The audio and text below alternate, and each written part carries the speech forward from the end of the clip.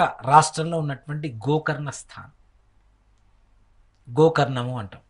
అక్కడ సముద్రం ఆవు చెవిలాగా ఉంటుందిట. గో అంటే ఆవు, కర్ణము అంటే చెవి. అక్కడ ఉండేటువంటి విశేషం ఏంటి అంటే, రావణాసురుడు శివుడి దగ్గర పర్వతం పైన కడుపులో ఉన్నటువంటి ప్రేగులు కూడా బయటికి తీసి రుద్రవీణ వాయించి శివ సాక్షాత్కారాన్ని పొందుతాడు. ఏం కావాలి అని అడిగితే ఆ రావణాసురుడు తల్లి సముద్రం ఒడ్డున కూర్చొని పూజ చేస్తూ ఉంటుంది, ఇసుకతో లింగం చేస్తుంటుంది, సముద్రుడు వచ్చి లోపల తీసుకుని పోతూ ఉంటాడు. అవునా? దాంతో ఆ తల్లికి అసహనం వస్తుంది. ఇలా రోజు చేస్తున్నాను, సముద్రుడు తీసుకెళ్తున్నాడు, దీనికి పర్మనెంట్ సొల్యూషన్, శాశ్వత పరిష్కారం ఏంటని చెప్పి ఆలోచిస్తే శివుడు ఆత్మలింగం దొరికితే అది ప్రతిష్ఠించుకుంటే చక్కగా రోజు పూజ చేసుకోవచ్చు అని చెప్పి ఆ రావణాసురుడి తల్లి యొక్క సంకల్పం.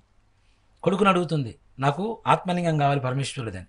ఆ పరమేశ్వర సాక్షాత్కారం కోసం ఈయన రావణాసురుడు కైలాసానికి వెళ్ళి ప్రేగులు బయటికి తీసి రుద్రవీణ వాయించి శివ సాక్షాత్కారం పొందిన తర్వాత ఏం కావాలని కోరుకుంటే, నాకు నీ ఆత్మలింగం కావాలని కోరుకుంటాడు. ఆత్మలింగాన్ని తీసుకొని వస్తూ ఉంటాడు ఆయన. గోకర్ణ సమయం అయింది. ఈ దేవతలందరికీ కూడా శివుడి ఆత్మలింగం రావణాసురుడికి చెందడం అనేది ఇష్టం లేదు. ఆయన అసలే బలవంతుడు.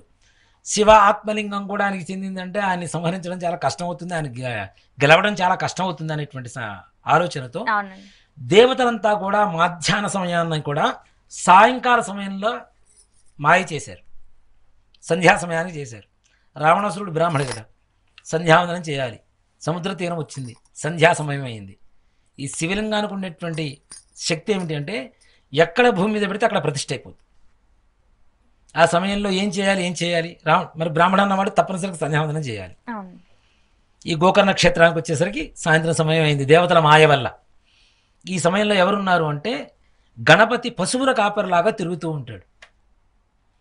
ఈ గణపతి చేతిలో పెడితే వీడు రక్షిస్తూ ఉంటాడు, మనం పోయి సంధ్యావందనం చేసుకొని రావచ్చు అని చెప్పి రావణాసురుడు భావించి విఘ్నేశ్వరుడి దగ్గరకు వస్తాడు. ఆయనకి వినాయకుడు అని తెలియదు కదా, ఓ పశువుల కాపరి రూపంలో మాయా రూపంలో ఉన్నాడు వినాయకుడు కూడా, ఆత్మలింగాన్ని ఆయనకి చెందకుండా చేసేందుకు. కాబట్టి గణపతి దగ్గరకు వచ్చి, నేను నీ చేతికి లింగాన్ని ఇస్తాను, కింద పెట్టకు, నేను సంధ్యావందనం చేసుకొని వస్తాను అంటాడు.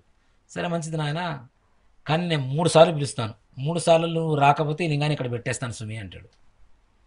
సరే నువ్వైతే దయచేసి పెట్టకు, నేను వస్తాను అంటాడు. వెళ్తాడు ఆయన, సంధ్యావందనం చేసుకుంటూ ఉంటాడు. ఆయనకి చెందడమే ఇష్టం లేదు కదా వీళ్ళకి. ఎందుకంటే గణపతి రావణ రావణ రావణ అని 3 సార్లు త్వరగా పిలుస్తాడు.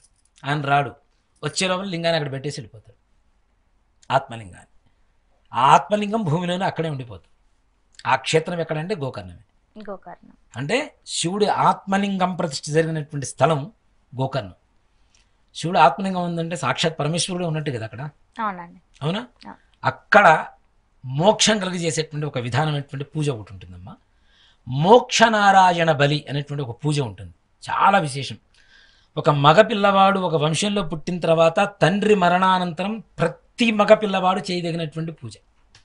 తద్వారా మన పూర్వీకులు ఎవరైతే ఆత్మఘోషతో ఉన్నారో ఆ ఆత్మఘోష వెళ్ళి శాశ్వతమైనటువంటి స్వర్గ నరక ప్రాప్తులు వాళ్ళు చేసుకున్నటువంటి పాపపుణ్యాల ఫలితం వల్ల ఆయా స్థానాలు చేరేటువంటి అవకాశం సంపూర్ణంగా గోకర్ణంలో చేసేటువంటి మోక్షనారాయణ బలి వల్ల మాత్రమే జరుగుతుంది. ఆ పూజలోనే ఉంది కదా, మోక్ష నారాయణ బలి అంటే ఆ త్రిశంక స్వర్గంలో ఉన్నటువంటి ఆత్మలకి మోక్షం కలుగు చేస్తున్నారు, వాళ్ళని ఒక స్థానానికి చేరుస్తున్నారు. వాళ్ళ స్థానానికి చేరిన తర్వాత ఇది చేసాం మళ్ళీ తద్దినాలు పెట్టాలంటే తద్దినాలు యథావిధి పెట్టవలసిందే. చేసిన తర్వాత వాళ్ళు ఒక స్థానానికి చేరిన తర్వాత అంతవరకు పెట్టినటువంటి తద్దినాలు వాళ్ళకి అందట్లేదు, చేసిన కర్మలు అందట్లేదు. అప్పటి నుంచైనా సరే వాడు ఒక స్థానానికి వెళ్ళారు కాబట్టి అక్కడి నుంచి చేయవలసినటువంటి యథావిధిగా తద్దినాలు ఏవైతే ఉంటాయో యథావిధిగా చేయడం ద్వారా వంశాభివృద్ధి కలుగుతుంది. ఇక్కడ చూడండి, మగపిల్లలు లేకుండా ఆడపిల్లలు మాత్రమే ఉన్నటువంటి వాళ్ళు చాలా మంది ఉన్నారు. మగ సంతానం ఉండదు.